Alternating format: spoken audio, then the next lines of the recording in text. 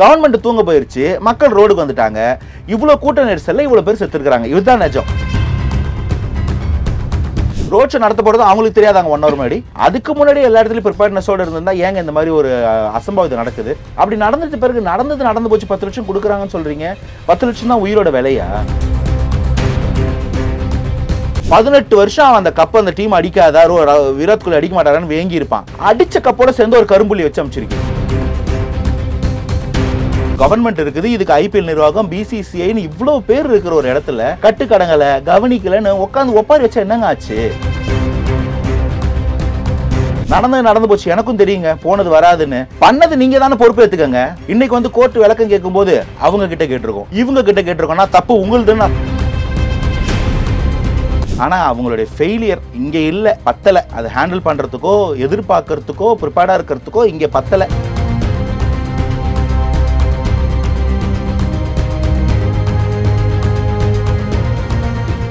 Real one நேயர்களுக்கு வணக்கம். இன்று நம்மளுடைய நேர்காணலுக்கு அரசியல் விமர்சகரான திரு அனந்தஜித் அவர்கள் இணைஞ்சிருக்காங்க. பிரதர் வணக்கம். வணக்கம். சமீப நாட்களா நமக்கும், அதாவது தமிழ்நாட்டிற்கும் கர்நாடகாவிற்கும் வந்து ஒரு மொழி பிரச்சனை வந்து நிலவிட்டு இருந்தது. இந்த பிரச்சனை நிலவிக்கிட்டு இருக்கக்கூடிய இந்த ஒரு சுச்சுவேஷனில் கர்நாடகாவில் 13 பேர் வந்து உயிரிழந்திருக்காங்க. ஆர்சிபி வெற்றியினுடைய கொண்டாட்டத்தின் பெயரில் வந்து அந்த உயிரிழப்புகள் வந்து நடந்திருக்கு. இது பற்றி கவர்மெண்ட் வந்து ஒரு கிளாரிஃபிகேஷன் வந்து கொடுத்துருக்காங்க. 34,000 பேர் தான் அந்த இடத்துல இருக்க முடியும், ஆனால் 2.5 லட்சம் பேர் கூடிட்டதுனால என்ன பண்ணுறதுன்னே தெரியல அப்படிங்கிற மாதிரியான ஒரு பதிலை வந்து கொடுத்துருக்காங்க. நீதிமன்றம் கேட்ட ஒரு கேள்வி என்ன அப்படின்னா, யார் பாராட்டு விழா, ரோட் ஷோ இது எல்லாத்தையுமே ஒரே நாளில் வந்து பிளான் பண்ணது, இதுக்கு உண்டான பதிலை வர ஜூன் 15ஆம் தேதிக்குள்ளே வந்து நீங்கள் கொடுக்கணும் அப்படிங்கிற மாதிரியான ஒரு கேள்வியை நீதிமன்றம் வந்து கேட்டிருக்காங்க. இறந்தவர்கள் குடும்பத்திற்கு கர்நாடகா முதலமைச்சரான சித்தராமையா 10 லட்சம் ரூபாய் நிவாரண தொகை வந்து கொடுத்துருக்காங்க. இப்போ ஓவரால் இஷ்யூஸை பார்க்கும்போது இதில் எங்கே ஃபெயிலியர் நடந்திருக்கு, எதற்காக இந்த மரணம், ஸ்ட்ரைட்டாகவே போயிடலான்னு நினைக்கிறேன். உங்களுடைய கருத்து? முதல்ல வந்து மக்கள் மேலே வந்து எனக்கு ஒரு வருத்தம். இது ஒரு விளையாட்டு. ஒரு சாரார் ஜெயிக்கிறாங்க, அதுக்கு அவங்க சம்பாதிக்கிறாங்க, தோத்தாலும் அவங்க சம்பாதிக்கிறாங்க, அவ்வளவுதான். அது வந்து எங்கே பார்க்கணுமோ அங்கே பார்க்கணும். மேட்சை பார்க்கலாம், பாருங்கள். ஜெயிச்சா மொட்டை மாடிக்கு போய் ஒரு 2 நிமிஷம் ஜாலியாக குச்சிட்டு கத்திட்டு ஒரு பட்டாசு இருந்தால் வெடிச்சிட்டு வந்து வீட்டில் வேலை பாருங்கள். இவ்வளோதான் அதுக்கு மரியாதை. விடிய உட்காந்து அதை பார்த்துக்கிட்டு பொழப்புக்கு எடுத்துக்கிறது, அவங்க அடுத்த நாள் காலையில் முழிச்சாலும் தூங்கினாலும் அவங்களுக்கு கோடியில் இருக்கும் காசு. நம்ம வாழ்க்கையை நம்ம பார்க்காம இருக்கிறாங்களோன்றது ஒரு பெரிய வருத்தமாக இருக்குது. யார் ஜெயிச்சாலும் தோத்தாலும் அவங்க லைஃப் நல்லா தான் இருக்க போகுது. ஸோ இதெல்லாம் விட்டுட்டு அவங்க 18 வருஷம் வெயிட் பண்ணி ஜெயிச்சாங்க அப்படின்னா அஃப்கோர்ஸ் அது நல்ல விஷயம். விராட் கோலியோட கரியருக்கு அது ஒரு முக்கியமான பாயிண்ட்டு. அதெல்லாத்தையும் தாண்டி மக்கள் ரோட்டில் போய் நின்று அது ஒரு கொண்டாட்டமாக பார்த்து அது நெரிசலில் இத்தனை பேர் மாற்ற அளவுக்குன்னா முதல்ல மக்கள் மேலே எனக்கு ஒரு வருத்தம். நம்ம அப்படியா இருக்கிறீங்க அவ்வளோ ஒரு படித்த மாநிலத்தில்? முதல் கேள்வி. ரெண்டாவது, நமக்கும் கர்நாடகாவுக்கும் ஒரு மொழி பிரச்சனை. நீங்கள் ஒரு மண்ணும் இல்லை, இது வந்து ஒரு ப்ரொடக்ஷன் ஹவுஸு கிரியேட் பண்ண ஒரு பப்ளிசிட்டி ஸ்டண்ட்டு. ஏன்னா ஒரு மேடையில் அந்த கன்னட நடிகரும் இருக்கிறாரு. நம்ம அனைவரும் தமிழ்த்தாயின் பிள்ளைகள் தான். கன்னட மொழி பேசினாலும் கன்னடா தமிழ்த்தாயின் பிள்ளை, அதனால நீயும் தமிழ்த்தாயின் பிள்ளை தான் சொல்கிறாரு. அது கமலுடைய ஒரு அந்த மேடை நாகரிகம். அதை எடுத்துக்கிட்டு அரசியல் பண்ணிக்கிட்டு கர்நாடகா முதலமைச்சர், துணை முதலமைச்சர்லாம் பேச ஆரம்பித்தா அது வந்து அரசியலமாக்க பார்த்தாங்க. ஓசூர்லேருந்து வராங்க, கிருஷ்ணகிரிலேருந்து வராங்கன்னா அது வந்து ஒரு எப்படியாவது கர்நாடகா தமிழ்நாடு அந்த காவிரி பிரச்சனை நேரத்தில் ஒரு ரக்கஸ் கிரியேட் பண்ணலாம். அந்த மாதிரி ஒன்று கிரியேட் பண்ணுறதுக்கு ஆளும் கட்சியே தயாரானா அப்போ அது வந்து ஒரு பெரிய பேசு பொருளாக மாறும் ட்ரை பண்ணாங்க. அது மாறலை. ஏன்னா வந்து அது ஒரு படத்தை சார்ந்த பிரச்சனை. உடனே தமிழ்நாட்டில் என்னங்க எல்லா நடிகர்களும் குரல் எதுனா இது ஒரு படத்தோட பிரச்சனை. அந்த படம் ரிலீஸ் ஆனால் இல்லாட்டி நம்ம வாழ்க்கை நம்ம இப்படி தான் இருக்க போகுது. வாழ்க்கையை மாற்றத்துக்கு எதாக இருந்தால் தான் எல்லாரும் பேசணும். ஒரு படத்துக்காக இது எல்லாரும் பேசணும். அப்படி தான் நீங்கள் அறிவுபூர்வமாக பேசினா இருந்தால் எந்த மொழி மூத்த மொழின்றதை என்டிமாலஜி படி பாருங்கள், ஹிஸ்ட்ரி எடுத்து பாருங்கள், டெசிஃபர் பண்ணுங்கள், கோர்ட்டில் கேஸ் போடுங்க. அது அதோட முடியணும். அதுக்காக ஒரு படத்தை டார்கெட் பண்ணுறது இதெல்லாம் வந்து ஒரு ஆளும் கட்சி பண்ணுதுன்னா அதுக்கு பின்னாடி அரசியல் உள்நோக்கம் இல்லாமல் இல்லை. இது ஒரு பக்கம். மூணாவது, இந்த மாதிரி ஆளும் கட்சியே உக்காந்துக்கிட்டு ஒரு படம், அந்த படம் சார்ந்த ஒரு நடிகர், அந்த நடிகரை கார்னர் பண்ணி ஒரு அரசியல் பண்ணிக்கிட்டு இருப்பாங்கன்னா அவங்களுக்கு எதுக்குங்க பொதுமக்களை பார்க்கறதுக்குலாம் டைம் இருக்கும்? இது ஒரு மேட்ச். 10 லட்சம் ரூபாய் நிவாரணம் நடந்துருச்சு. நிவாரணம் அவங்க கிளாரிஃபிகேஷன் கொடுத்துட்டாங்க. 34,000 பேர் தான், 2.5 லட்சம் பேர் வந்துட்டாங்க. ஆக்சிடென்டெல்லாம் நடந்தக்கூடிய ஒரு 11 பேருடைய மரணம், அது ஒரு கிளாரிஃபிகேஷனுங்கிறது. எங்க இன்டெலிஜென்ஸ்னா என்னங்க? 18 வருஷம் ஜெயிக்காம அந்த டீம் விளையாடுறாங்க, ஃபைனல்ஸ்க்கு வந்திருக்கிறாங்க. மேட்சோட போக்க பார்க்கும்போது இந்த டீம் ஜெயிக்கிறதுக்கான வாய்ப்பு இருக்குன்னு தெரியணும். பெங்களூர் மாதிரியான ஒரு கிரௌடட் சிட்டியில் இந்த மாதிரியான கிரிக்கெட் ரசிகர்கள் இத்தனை மணிக்கு வந்து டீம் இறங்குது, இந்த மாதிரி ஒரு ரோட் ஷோ நடக்க போகுதுன்னா 2 லட்சம் பேர் இல்லைங்க 10 லட்சம் பேர் வர்றதுக்கு வழி இருக்கணும். இதை எப்படி தடுக்கணும், அந்தந்த இடத்துல பேரிகேட்ஸ் போடணும்னு யோசிச்சிருக்கணும்.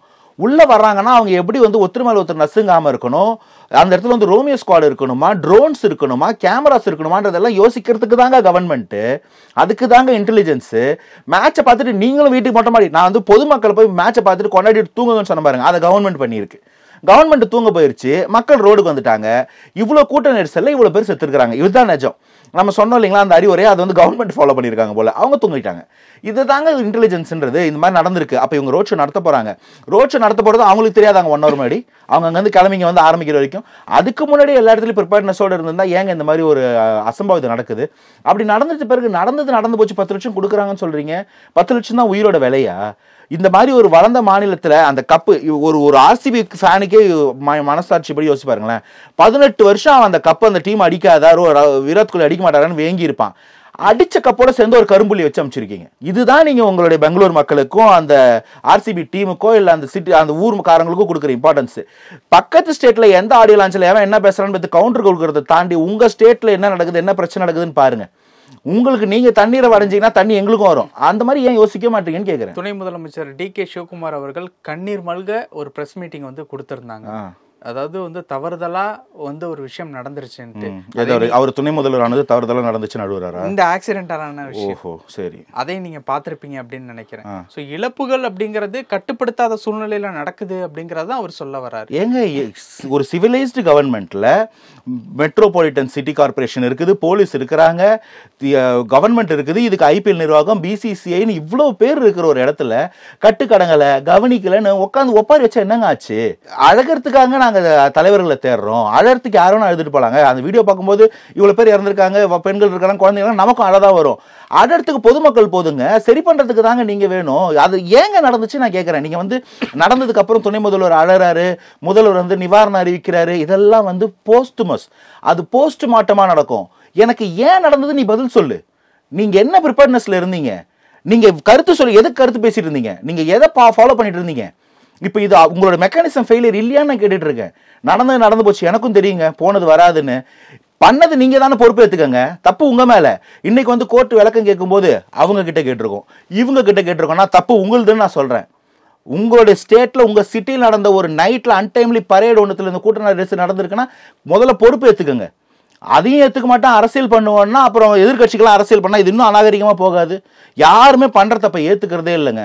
முடிஞ்ச அளவுக்கு முட்டு கொடுக்கறது, முடியலன்னா ஒரு அழுகையை போடுறது. என்ன நடக்குதுன்னே தெரியலங்க. டிவி சீரியலா இல்லை இது வந்து நியூஸ் சேனலானே தெரியாத அளவுக்கு போய்கிட்டு இருக்கு. இப்போ இதே மாதிரியான ஒரு விஷயம் நம்மளுடைய தமிழ்நாட்டிலையும் நடந்திருக்கு. உங்களுக்கு ஞாபகம் இருக்குன்னு நினைக்கிறேன். அந்த வான்வெளி சாகசம் போது அந்த வெயிலினுடைய தாக்கம் அதிகமானதுனால எண்ணிக்கை சரியா ஞாபகம் இல்லை, 2-3 பேர் வந்து இறந்திருக்காங்க. ஸோ இந்த மாதிரியான ஒரு கூட்ட நெரிசலின் போது யாருக்குமே வந்து அந்த மாதிரியான ஒரு சுச்சுவேஷன் அக்செப்ட் பண்ணிக்க முடியாத ஒரு விஷயம் அப்படின்னு வச்சுக்கோங்களேன். பட் இது என்ன தான் பண்ணுறது? காலம் மாறுபட இந்த மாதிரியான விஷயங்கள் நம்ம கண்ட்ரோலே இல்லாமல் போகுது. அப்படிங்கிறப்போ அதை எப்படி தான் கண்ட்ரோலில் வச்சுக்கிறது? அதாவது என் கேள்வி ரொம்ப சிம்பிளுங்க. நான் ஒரே ஒரு கேள்வி கேட்குறேன். யாருக்காவது செருப்பாலட்சியமா இருந்ததுன்னா தயவுசெய்து கோச்சிக்காதீங்க. 1.5 கோடி பேர் உட்காந்துருந்தாங்க மெரினால ஜல்லிக்கட்டு போராட்டத்துக்கு. எத்தனை பேருங்க தண்ணியெல்லாம் செத்து போனா? எத்தனை பேருங்க கூட்ட நெரிசலில் செத்து போனா? ரோட் டிராஃபிக் கிளியர் பண்ணது நீங்களா நாங்களா? அன்னைக்கு அப்போ 7 நாளுக்கு அப்புறம் அடிச்சு அமிச்சிங்கல்ல எங்களை, அது மட்டும் தான் நீங்க பண்ண சாதனை. அன்னைக்கு அந்த க்ரௌடை எங்களால் மேனேஜ் பண்ணிக்க முடிஞ்சதுன்னா இன்னைக்கு இத்தனை பேர் வருவான்னு யாருக்குமே தெரியாதுங்க. வெறும் இளைஞர்கள் அதை பார்த்து முடிஞ்சதுன்னா ஒரு ரோட் ஷோ ஆர்கனைஸ் பண்றீங்க.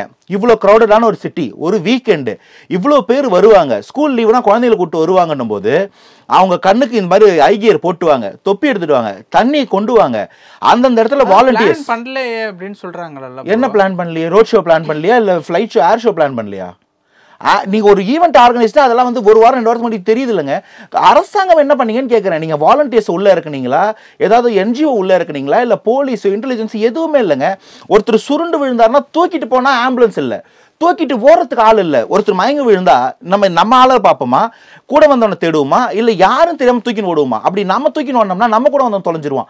இந்த யோசனை எல்லாருக்கும் வரும் தானேங்க. அந்த மாதிரியான ஒரு கன்ஃபியூஷனை தான் கேஆஸ்னு சொல்றோம். இதை ப்ரிப்பேர்டா பிளான் பண்ணி வைக்க வேண்டியது. அந்த இடத்துல காக்கி சட்டை போட்டு 2 போலீஸ்காரங்க தான் என்ன ஆகும்? அவங்களுக்கு அதை பற்றி அக்கறை கிடையாது. டக்குன்னு தூக்குவாங்க, காப்பாற்றுவாங்க.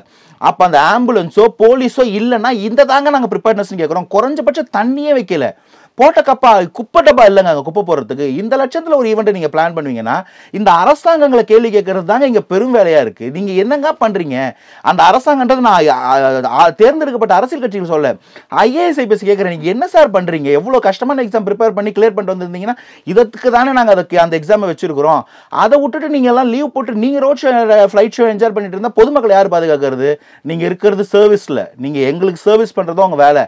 எங்களுக்கு முன்னாடி போய் முதல் ரோல போட்டு VIP சீட்ல உட்காந்து நீங்க என்ஜாய் பண்ணிட்டு போறது இல்லை உங்க வேலை. தயவு செய்து சர்வீஸ் புரிஞ்சுட்டு வேலைக்கு சேருங்க தான் கேட்பேன். ஓகே, இப்போ காங்கிரஸ் கவர்மெண்ட் தான் தற்பொழுது வந்து பெங்களூர்ல வந்து ஆட்சியில் இருக்காங்க. அப்போ ஏதாவது பிளான் பண்ணி தான் இந்த மாதிரியான ஒரு விஷயம் வந்து பண்ணிட்டு இருக்காங்களா? பிளான் பண்ணினா அது மாதிரி, அதாவது இந்த மரணம், இந்த கூட்டம், இந்த மாதிரியான விஷயங்கள் கட்டுக்கடங்காமல் போயிடுச்சு, அதனால இந்த 11 மரணங்கள் வந்து நடந்துருச்சு அப்படிங்கிற மாதிரி பிளான் பண்ணி தான் அதெல்லாம் அரங்கேற்றி இருக்காங்களா அப்படிங்கிற ஒரு கேள்வி வருது. இல்லை இந்த பிளான்னு சொல்றது ஒரு கான்ஸ்பிரசி தியரி. யாரும் அப்படி பண்ண மாட்டாங்க. நம்ம விரோதி கூட யாரும் அப்படி பண்ண மாட்டோம் அப்படின்னு நான் நினைக்கிறேன், நம்புகிறேன். அதுதான் என்னுடைய நிலைப்பாடு. ஆனால் அவங்களுடைய ஃபெயிலியர் இங்கே இல்லை, பத்தலை. அதை ஹேண்டில் பண்ணுறதுக்கோ எதிர்பார்க்கறதுக்கோ ப்ரிப்பேர்டாக இருக்கிறதுக்கோ இங்கே பத்தலை, விஷன் இல்லை, அவ்வளோதான் இதை பற்றி சொல்ல முடியும். ஏன்னா நம்ம மக்களை நம்மளே இந்த மாதிரி ஒரு கூட்ட நெரிசல் ஏற்படுத்தி, ரெண்டாவது கூட்ட நெரிசல் ஏற்படுத்தி ஒரு 11 பேரை டார்கெட் பண்ணி கொள்கிற அளவுக்குலாம் நம்ம யாருமே வந்து கடவுள் கிடையாது. அப்படி தான் கொள்ளணும்னா நம்ம அரசாங்களுக்கு நிறைய வழி இருக்குது. தூத்துக்குடியில் பண்ண மாதிரி ப்ரிசைஸாக நம்ம ஸ்னைப்பர் வச்சு வேணால் சுடலாம். ஆனால் கூட்ட நெரிசல் ஏற்படுத்திலாம் ஒருத்தர் மிதிச்செல்லாம் கொல்ல முடியாது. அதனால் அது ஒரு ஆக்சிடென்ட் தான். பட் அந்த மிஸ் ஹேப்பனிங்க்கு என்ன காரணம் அப்படின்றது தான் என் கேள்வி. அது இவங்களுடைய இயலாமை, இவங்களுடைய போதாமை, அறிவு போதாமை, ப்ரிப்பேர்டாக இல்லை. இவங்களும் கொண்டாட்டத்தில் இறங்கிட்டாங்க, மக்கள் திண்டாட்டத்தில் மாட்டிக்கிட்டாங்க. அவ்வளோதான் நான் புரிஞ்சுக்கிறேன். ஓகே பிரதர், பல விஷயங்கள் பகிர்ந்துக்கிட்டீங்க. நேரத்துக்கு ரொம்ப நன்றி. Thanks for having.